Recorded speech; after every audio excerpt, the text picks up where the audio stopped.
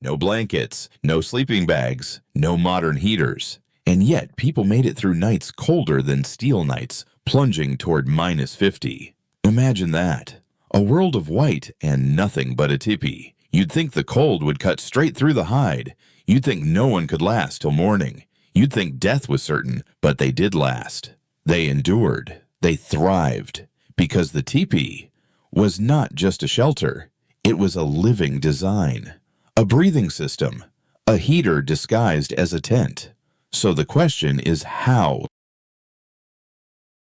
First step back. Look at the teepee from the outside. Just stretch buffalo hides on poles, thin as paper in the wind. You'd think the cold would slice through right into the bones of anyone inside. But step closer. Step inside. There's a fire in the center, flames low steady, smoke curling upward drifting toward a slit at the very top. And here's the genius airflows. Cold air sneaks in from below, hot air rises through the vent. It breathes. The tipi breathes. That breathing keeps the fire alive. That breathing keeps the people alive. No choking smoke, no suffocating fumes, no wasted heat. Instead, the warmth spreads even from the ground to the tip. The teepee turns into a chamber of heat, not a random shelter, not a flimsy tent, but an engineered system, carved out of instinct and survival. Think about it. Europe had stone fireplaces. China had the Kang-heated bed platforms. But on the open plains with no bricks, no metal, no mortar, they built a structure that worked the same way. Fire vent circulation. Nature's physics turned into architecture. It wasn't an accident. It was design. A living design. No smoke, no suffocation, warmth everywhere. That's the mini payoff. That's the brilliance. And when you see it that way, the tipi isn't just a tent. It's a heater. A natural heater born centuries before iron stoves, centuries before electricity. A circle of fire, a circle of hides, a circle of life, all breathing together under the frozen sky. At first glance, snow looks soft, almost gentle when it falls from the sky. But when the wind grabs it, snow turns deadly. It slices across the prairie, driving straight into the teepee, cutting through every gap. Snow wasn't just cold. Snow was the knife of the wind. And the Cheyenne knew this. They didn't fight snow. They used it. They built walls, knee-high rings of snow packed tight around the base of their teepees. Simple, rough, just piles of frozen white. But those little walls did something brilliant. They stopped the wind. The howling gusts hit the snow, split upward, spun around, and left the fire inside untouched. It was more than shelter. It was physics shaped by bare hands. Fast now payoff. The wind stopped. The fire burned steady. The cold couldn't cut through. And the tipi stayed warm, glowing like a lantern in the dark. Think about that snow. The very thing that could bury you alive was turned into a shield. An enemy transformed into a partner. A killer turned into a wall of defense. The Cheyenne didn't just survive the winter. They made peace with it. They bent nature, used its own weapons, and lived to see the dawn. Snow wasn't just snow anymore. Snow was a friend. Beneath it all, the real enemy was the ground itself. At -50, the earth turned to stone. And stone doesn't just sit there. It pulls heat out of you. Every breath of warmth your body makes, the frozen soil steals. Lie down on bare ground, and you won't last an hour. But the Ojibwe had an answer. They built the floor before they built their bed. First, layers of pine branches spread thick, their needles forming a cushion of air. Then bundles of reeds woven and stacked. Then hides dried, smoked tough against dampness. And on top of it all, birch bark mats, wide sheets peeled from trees, smooth and almost waterproof. Layer after layer, the cold was trapped beneath. Layer after layer, the warmth stayed above. It wasn't decoration. It was insulation. A floor that worked harder than any blanket. No wet backs, no stolen heat, no midnight shivers. Instead, a clean, dry place to sleep. A platform that lifted you away from death itself. Think about it. Modern campers use foam pads, air mattresses, plastic tarps. The Ojibwe did it with what the forest gave: pine reed hide bark. Simple things stacked with care became survival. Survival begins at the ground. You can have fire, you can have walls, but if the earth keeps pulling heat from your body, you lose. The Ojibwe knew this. They fought not with weapons, but with layers. And when they lay down to sleep, they weren't lying on ice. They were lying on a shield made of trees, grass, and skin. That's not just a floor. That's life itself. The cold wasn't a visitor for one night. It lingers. It stretches into weeks. And when the nights never end, one position, one blanket of hides, one fire, it isn't enough. The Lakota Sioux understood this. They fought the cold with bodies, not tools. They slept in groups, pressed close together, bodies forming a circle. The weakest, the children, always placed in the center. The elders, the strongest, lined the outside, taking the first bite of the wind. But here's the brilliance. Every few hours they rotated. The ones on the outside, shivering, moved inward. The ones inside, warm and strong, took their turn at the edge. Heat was never trapped in one place. It was shared, shifted, renewed. No exhaustion. No one left behind. No one cold alone.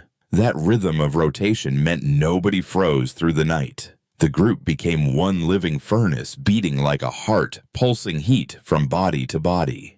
Think about it. Modern armies, explorers, even rescue teams use the same principle today. Shared heat, rotating shifts, teamwork against frost. But the Lakota were doing it centuries before. They didn't just survive the cold. They choreographed it. In that tipi, warmth didn't only come from firewood or hides. It came from sacrifice, from trust, from community. They proved something simple, something eternal. Fire warms the skin.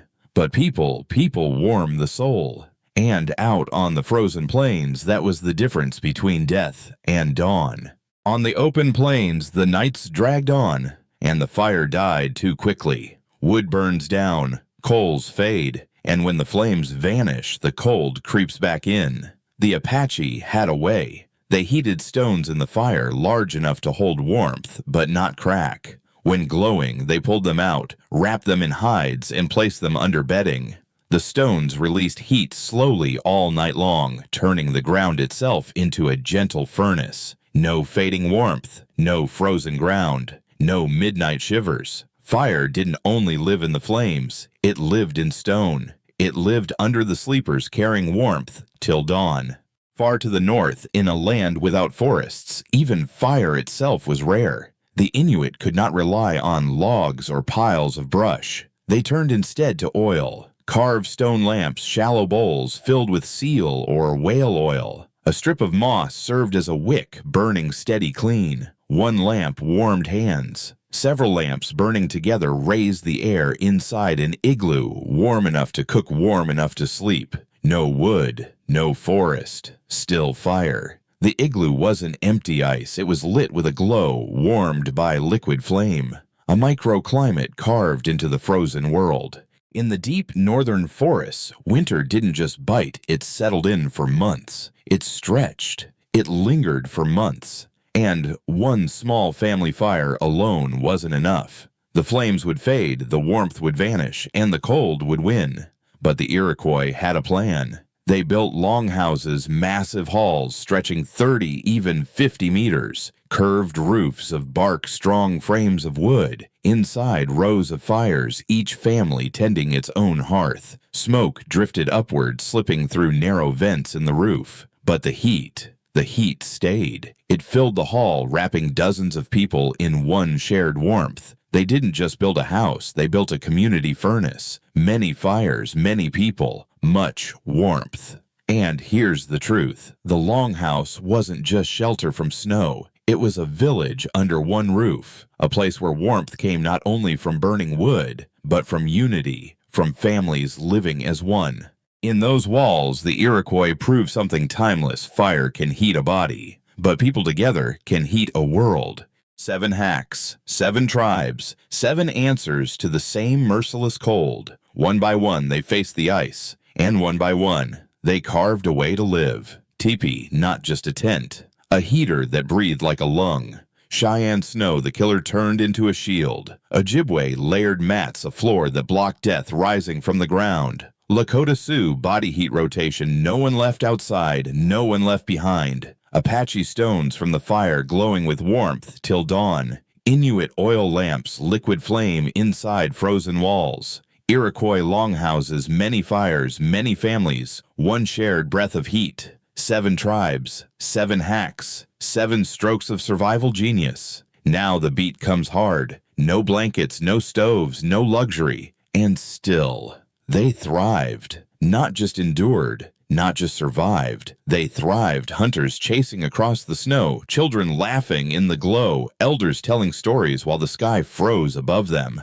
Picture it. A tipi glowing like a furnace in the endless plains. A snow wall bending storms aside. A floor of bark and pine holding heat like armor. A circle of bodies pulsing warmth like one living heart. A stone's glow hidden under hides till morning. An igloo lit by oil, a bubble of warmth in a frozen world. A longhouse filled with fire and voices holding together like one family. Every hack simple, every hack timeless. Every hack brilliant. This was no accident. This was no miracle. This was design. And the word that fits only one word, genius. Sharp, quick, done. But the echo lingers like sparks snapping in the fire, refusing to fade into the night. Step back for a moment. We sit today in houses sealed with glass, warmed by electric heat, metal radiators humming. And still we shiver. Still we complain of cold, but them with snow, with hides, with nothing but a circle of fire they endured. They survived where iron cracked. They endured where stone split. They thrived where breath itself froze, because survival was never just about tools. It was mindset. It was trust. It was community. Fire warms the skin, but people warm the soul. And here's the truth. Warmth was never only from firewood or hides. It came from sacrifice, from sharing, from spirit. And there is still one secret left. One layer deeper than hides, deeper than fire. They kept warm not only with their bodies, but with their spirit. Want to know how? Wait for the next fire.